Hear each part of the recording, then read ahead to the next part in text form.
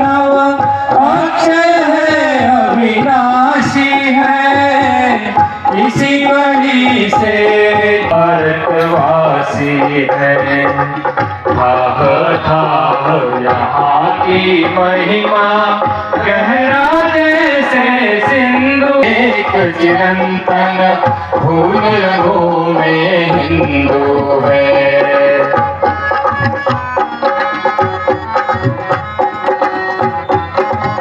राम कथा कहने वाले एक कार्यकर्ता, उनसे प्रेरणा मिली। परम पूज्य डॉक्टर जी और परम पूज्य श्री गुरु जी, राष्ट्रीय स्वयंसेवक संघ के दोनों पूज्य सरसंघ चालक थे। पूज्य डॉक्टर जी क्या कहते थे? तो कहते थे, वृत्त पत्रों में नाम छपेगा, पहनूंगा स्वागत समूहार, छोड़ चलो ये तुच्छ भावना, हिंदू राष्ट्र के धारणहार। कंकड़ पत्थर बन बन हमको राष्ट्र नींव को भरना है, ब्रह्म तेज के छात्र तेज के अमर पुजारी बनना है। ऐसा परम पूज्य डॉक्टर जी का जीवन था। वैसे ही अक्षरशः जीवन जी कर दिखाने वाले माननीय भाऊ साहब जी घुसकुटे थे। ऐसे मान्य लोग उपस्थित हैं। एक विद्यालय के प्रधानाध्यापक ने अपने ऐसे सब छात्रों के सामने एक प्रश्न खड़ा किया। उन्होंने कहा है कि आप लोगों में से स्वर्ग जाने की इच्छा कौन कौन रखते हैं, हाथ खड़ा करो, ऐसा उन्होंने कहा। तो सब लोगों ने हाथ खड़े कर दिए, केवल एक को छोड़कर। फिर दूसरा प्रश्न उन्होंने किया, अच्छा भाई, आप लोगों में से नरक जाने की इच्छा कौन कौन रखते हैं, हाथ खड़ा करो। तो कोई हाथ खड़ा नहीं हुआ। जो पहले हाथ खड़ा नहीं किया था स्वर्ग जाने वालों में, वो भी हाथ नहीं खड़ा किया। तो प्रधान अध्यापक ने पूछा कि भाई, आप स्वर्ग जाने वालों में भी हाथ खड़ा नहीं किए थे और नरक जाने वालों में भी हाथ खड़ा नहीं किए थे, तो आप क्या करना चाहते हैं? स्वर्ग भी जाना नहीं चाहते, नरक भी जाना नहीं चाहते, तो करना क्या चाहते हैं? तो कहते हैं, वो विद्यार्थी खड़ा होकर कहता है, मैं स्वर्ग को ही धरती पर लाना चाहता हूं, न मैं स्वर्ग जाने की इच्छा रखता हूं, न नरक जाने की, स्वर्ग को ही धरती पर लाना चाहता हूं। वास्तव में यहां पर बैठे हुए सभी सुधी जन स्वर्ग को धरती पर लाने की आकांक्षा रखने वाले ऐसे लोग हैं। इसीलिए कड़ाके की ठंड में हम सब अपना घर छोड़कर इस व्याख्यान में आए हैं। तो स्वर्ग कैसा रहा होगा? हमारे देश के सुप्रसिद्ध कवि हो गए, वो कहते हैं, सत सत आघातों को सहकर जीवित हिंदुस्तान हमारा, जग के मस्तक पर रोली सा शोभित हिंदुस्तान हमारा, दुनिया का इतिहास पूछता, रोम कहां यूनान कहां है। अपने अंग्रेजों ने उसको गिरफ्तार किया, जबलपुर ले गए और जबलपुर की जेल में रखा। बाद में उसको फांसी दे दी गई। ऐसे टांटे मामा को हम सब निकट से जानते हैं। महाकौशल क्षेत्र में जबलपुर के शंकर जी और रघुनाथ जी, शंकर शाह रघुनाथ शाह, शंकर शाह रघुनाथ शाह के महल को चारों ओर से घेरा डाल देते हैं। पिता पुत्र और उनके साथ में 13 अन्य लोगों को गिरफ्तार कर लेते हैं और बाद में शंकर शाह रघुनाथ शाह दोनों पिता पुत्र दोनों को तोप के सामने रख करके उसको उड़ा देते हैं। उनका बलिदान हो जाता है। लेकिन यही नहीं रुकता है।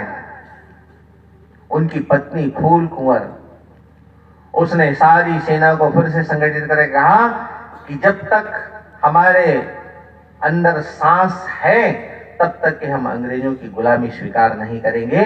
उन्होंने मोर्चा संभाला, पिता पुत्र का बलिदान हो गया, किंतु घबराई नहीं वो, और अंत में लड़ते लड़ते वो भी शहीद हो जाती है। ऐसे शंकर शाह रघुनाथ शाह अपने महाकौशल क्षेत्र के मध्य प्रदेश का एक हिस्सा, उनका बलिदान। भीमा नायक का बलिदान। भीमा नायक को तो पोर्ट ब्लेयर की जेल में ले जाकर के उसको काला पानी में रखा गया। आवाज स्वीकार किया, प्राण देना स्वीकार किया, लेकिन कभी भी गुलामी स्वीकार नहीं की। जल, जंगल, जमीन, अपने धर्म और संस्कृति की रक्षा के लिए ये सब लोग कुर्बानी दिए। ऐसे अपने मध्य प्रदेश के भी अनेक हुतात्मा वीरों को हम सब जानते हैं। झारखंड प्रदेश के बारे में तो हम सब जानते हैं कि झारखंड वनवासी बड़ी संख्या में वहां रहते हैं, जनजाति समाज के लोग। भगवान बिरसा मुंडा का तो बलिदान हम सब लोगों ने देखा ही है। डुम्बारी पहाड़ में एक प्रकार से खून की नदियां बह जाती हैं। ऐसे भगवान बिरसा मुंडा के क्षेत्र में अनेक लोग, संथाल परगना में भोगनाडी गांव, वहां पर जैसे मैंने फूलों और झानों के बारे में बताया, उनके 4 भाई थे, सिद्धो, कानो, चांद और भैरव। 4 भाई, चारों भाई 30 जून 1855 को वो भी हूल आंदोलन के लिए निकले, विप्लव के लिए। उन्होंने कहा, आप हमको नेता मानते हो? तो उन्होंने कहा, 10,000 की भीड़ इकट्ठी हुई। सबने कहा, सिद्धो और कानो की आप हमारा नेतृत्व करेंगे। उन्होंने कहा, फिर यदि आप हमको नेता मानते हो तो हम लोग 1 साल हम खेती नहीं करेंगे। खेती करने वाले जनजाति समाज, उनको आप खेती नहीं करेंगे तो कैसे करेंगे? उन्होंने कहा, हम लोग कंद मूल फल खा करके जीवन चला लेंगे, खेती नहीं होगी तो अंग्रेज भूखों मरेंगे। अंग्रेज भूखों मरे, हमारे ऊपर अत्याचार होता है, फसल हम उगाते हैं, वो सब ले जाते हैं, इससे अच्छा खेती हम नहीं करेंगे, हम तो कंदमूल फल खा करेंगे। ऐसा उन्होंने आह्वान किया। जनजाति समाज खेती करना बंद किया उनके आह्वान पर। उन्होंने कहा कि जो सरकार है रेल लाइन बिछाने के लिए हमारी जमीन लेती, किंतु मुआवजे में कुछ नहीं देती है। ऐसी सरकार रहना चाहिए क्या? ऐसे अंग्रेज रहना चाहिए क्या? पूरे जन जागृति का आंदोलन सब चलाते हैं और जगह जगह संघर्ष भी होता है। भैरव जो था वो घायल होता है, फिर युद्ध के मैदान में आता है। चांद लड़ते लड़ते शहीद हो जाता है। सिद्धो और कानो दोनों की गिरफ्तारी होती है और दोनों को फांसी पर टांग दिया जाता है। ऐसे सिद्धो, कानो, चांद, भैरव, फूलो, झानो, एक एक परिवार के 6-6 लोग, 4 भाई और 2 बहनें अपने देश के लिए, धर्म और संस्कृति के लिए अपने आप को कुर्बानी देते हैं। ये छोटी बात नहीं। नीलांबर और पीतांबर, चतरा और पलामू के क्षेत्र में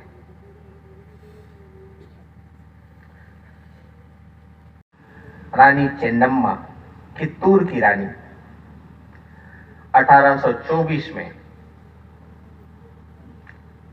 अंग्रेजों के खिलाफ लड़ रही थी। उनके एक सेनापति थे, उसका नाम था रामा हप्सी। हप्सी किसको कहते हैं? जो जंगल में रहते हैं। जंगल में रहते हैं, सब प्रकार से संघर्ष करने, बलिष्ठ शरीर, कहीं भी जा सकते हैं, किसी भी प्रकार से चल सकते हैं, ऐसे उसको हप्सी कहा जाता है। जनजाति समाज में उनके सेनापति थे। कित्तूर की रानी चेन्नम्मा, उसको कोई संतान नहीं थी। डलहौजी ने हड़प नीति चलाई थी। ऐसे लोग जो है, कोई दत्तक पुत्र लिया जाता है उनके द्वारा तो उसको स्वीकार नहीं, उसके राज्य को हड़प लिया जाता है।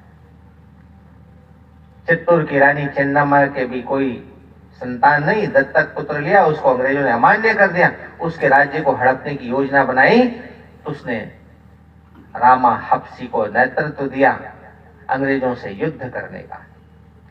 और अंग्रेजों से युद्ध करते करते रामा हप्सी के बारे में इस प्रकार की मान्यता थी, कोई युद्ध करेगा तो विजय उसके ही पक्ष में होगी, जीत उसी की होगी, ऐसी उसके बारे में मान्यता थी।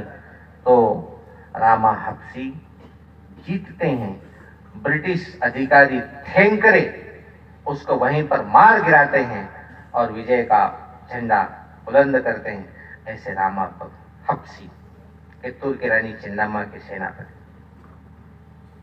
सूरपुर के एक राजा कई प्रकार के अस्त्र शस्त्र उनके पास तो इतने सब नहीं थे, किंतु फिर भी आखिरी दम तक वो लड़ते रहे। दोनों तरफ से जो सेना आने वाली थी वो भी आ गई, मिल गई, तो थोंगेन संगमा जो है वो कमजोर पड़ गए और उनके हाथों आ गए, गिरफ्तार हो गए। वहां पर उनको अपनी कुर्बानी देनी पड़ जाती। मणिपुर के जादो हेपाऊ जादो नांग, वो भी हरक्का आंदोलन में रानी मां गाइडिंग के साथ अंडमान हो, नागालैंड हो, मिजोरम हो, आसाम के फुंगलो हो, अनेक क्रांतिकारी ऐसे हैं जिनका केवल उल्लेख ही किया जा सकता है। बंधुओं, जितना स्वाधीनता के आंदोलन में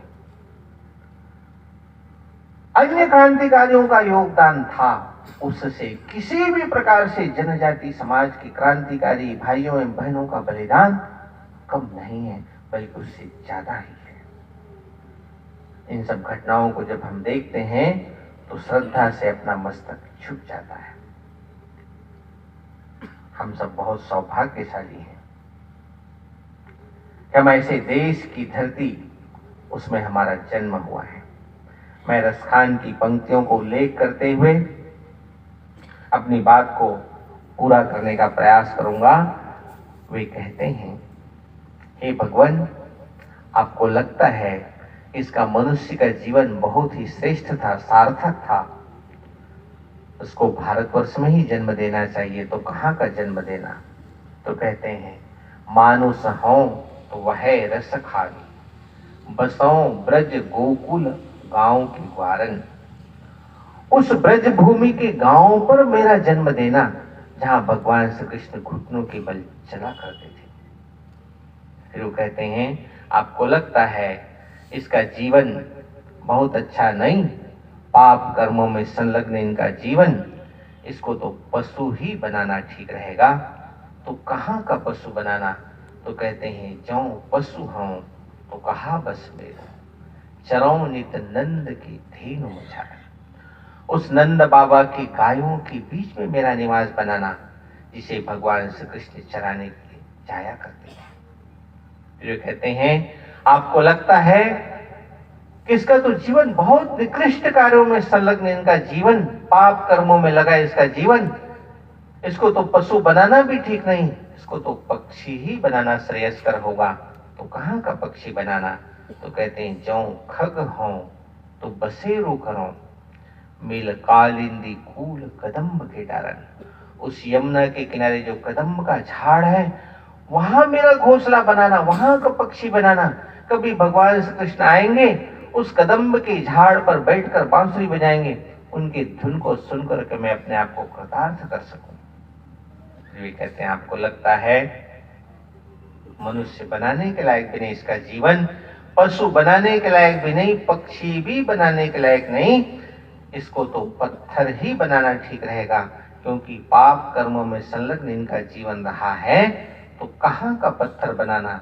तो कहते हैं, पाहन हो तो वह गिरी को धरयो हरिछत्र पुरंदर कारण।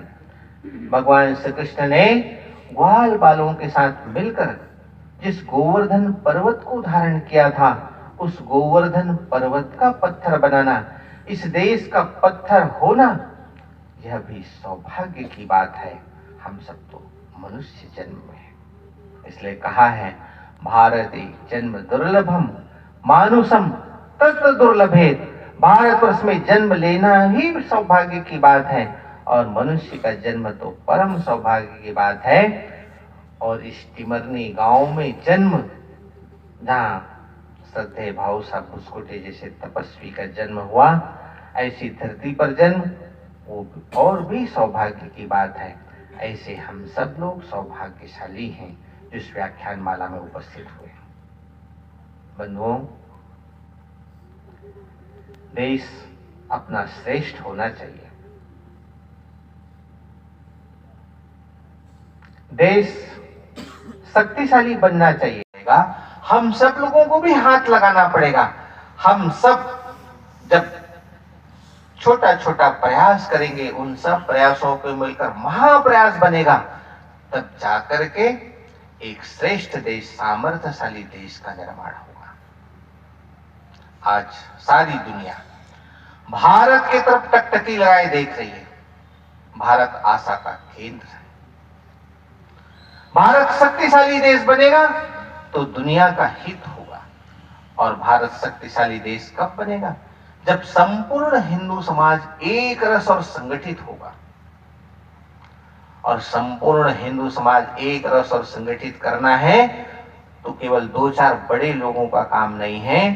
Some great people cannot make the nation great.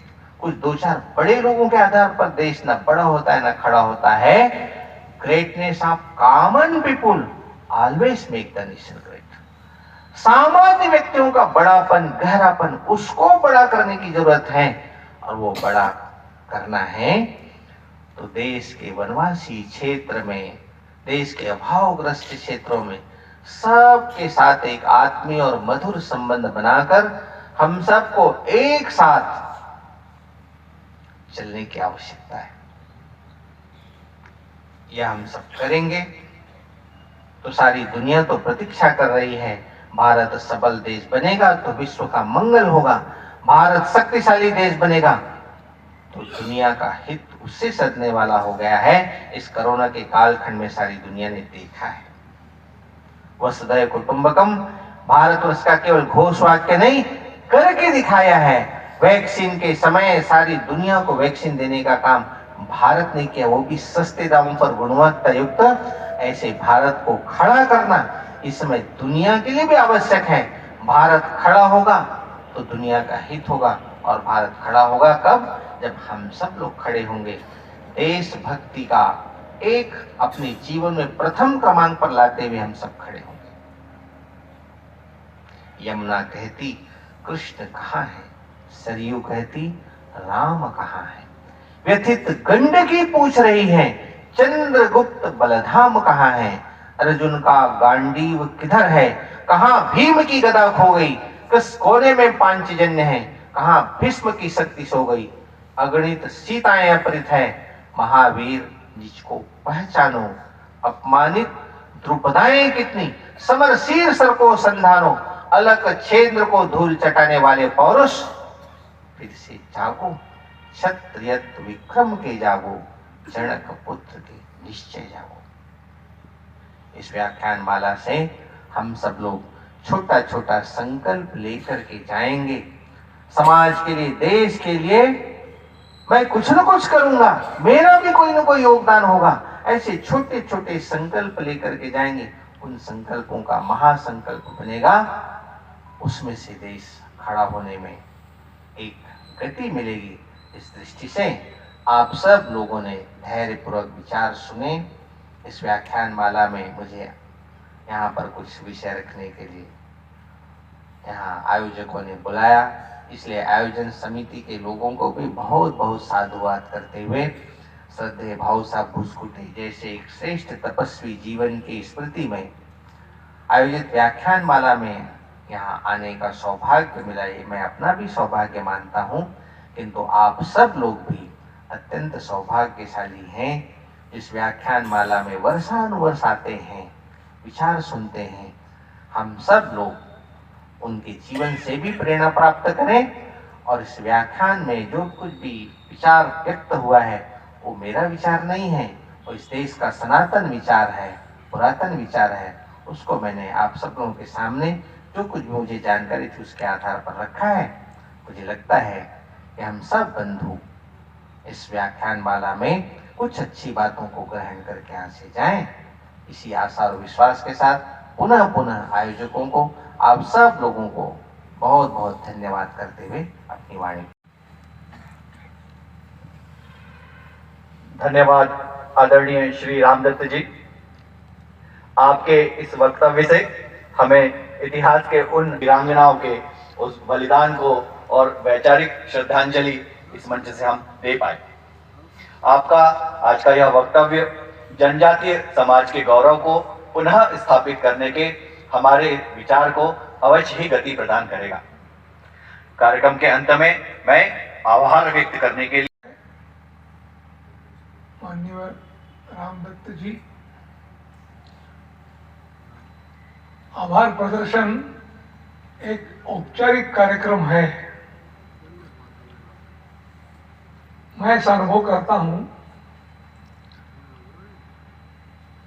यद्यपि व्याख्यानमाला समिति इस नाम से एक कार्यक्रम होता है, लेकिन अगर इसको व्याख्यानमाला परिवार कहा तो कोई अतिशयोक्ति होगी ऐसा मुझे नहीं लगता। और यथार्थ में वक्ताओं की और अध्यक्ष महोदय की तो बात है ही, लेकिन असली शोभा तो श्रोता ही है। तो इतनी ठंड में और आप सब आते हैं, आए हैं, इसके लिए मैं हृदय से आपके प्रति आभार व्यक्त करता हूं। अध्यक्ष महोदय ने भी अपना अमूल्य समय दिया, उसके लिए उनके प्रति भी आभार व्यक्त करता हूं। और माननीय रामदत्त जी ने एक ऐसा विषय अपने सामने रखा है कि जिसके अधिकांश पहलू हम लोगों के लिए अनछुए ही हैं, मानो अपनी आंखें खोलने वाले हैं। और अपना ये जो समाज का एक बड़ा हिस्सा, ये अभी उनके अपने ढंग से, अपनी शांति पूरे जीवन में से भी इतना बड़ा संघर्ष उन्होंने अपने इस देश की रक्षा के लिए, स्वतंत्रता के लिए किया। ये वास्तव में बहुत नई जानकारी हम सबको मिली है। इसके लिए जितना भी कहा जाए वो थोड़ा ही होगा। मैं समझता हूं कि भविष्य में भी ऐसा ही आप सबका सहयोग मिलेगा। इतना कहकर अपनी वाणी को विराम।